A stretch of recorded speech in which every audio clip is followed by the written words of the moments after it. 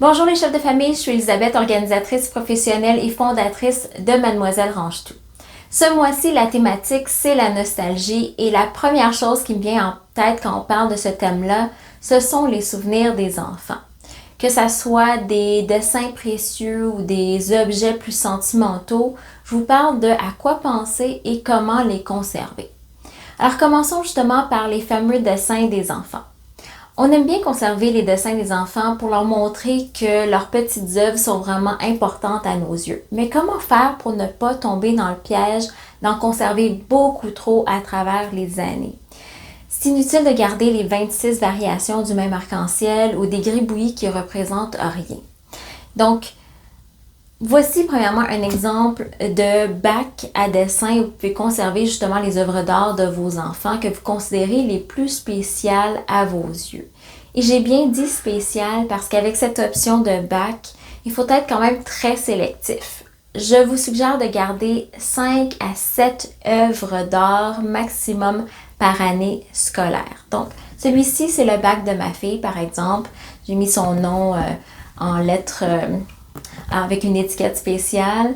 Et à l'intérieur, j'ai vraiment des chemises suspendues avec toutes les années de la garderie jusqu'en secondaire 5. Donc pour moi, ce bac-là, c'est son bac d'œuvres spéciales qu'elle va pouvoir apporter avec elle si elle veut lorsqu'elle va déménager. Mais c'est vraiment comme un regroupement de toutes ces petites œuvres qui représentent son évolution à travers les années. Donc j'ai vraiment des chemises suspendues comme ça où vous indiquez l'année scolaire.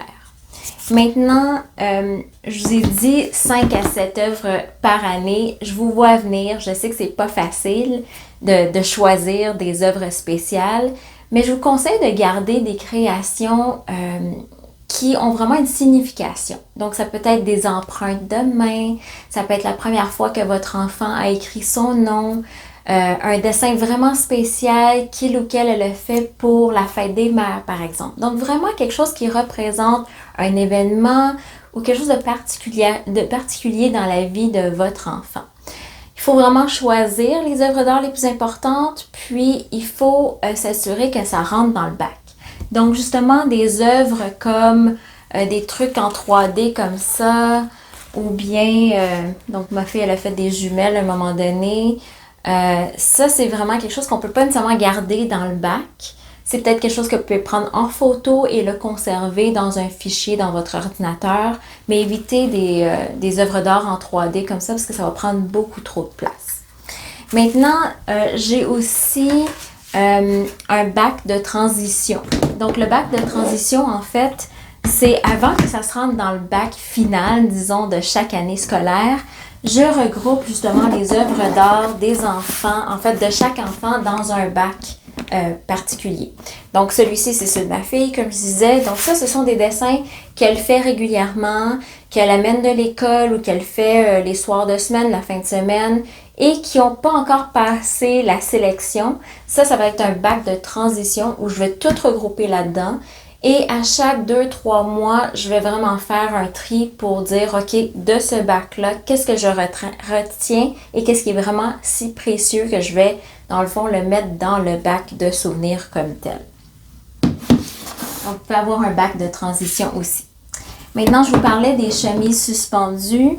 Ce que j'ai fait aussi pour identifier chaque année, évidemment, j'ai mis l'année scolaire ici, donc ça, c'est première année.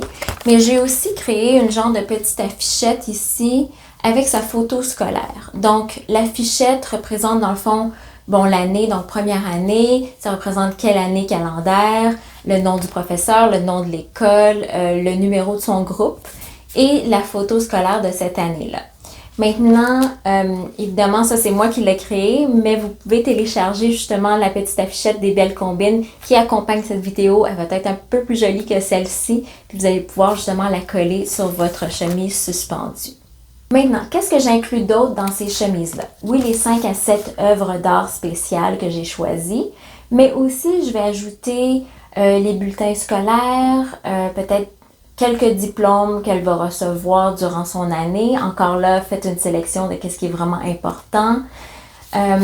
Des documents, disons, plus importants, c'est la photo de classe, J'ai aussi un document que je mets à chaque début d'année qu'elle mentionne qu'est-ce qu'elle veut faire quand elle va être grande, son poids, sa grandeur, juste pour rentrer dans cette chemise-là pour tout rassembler l'information pour son année scolaire.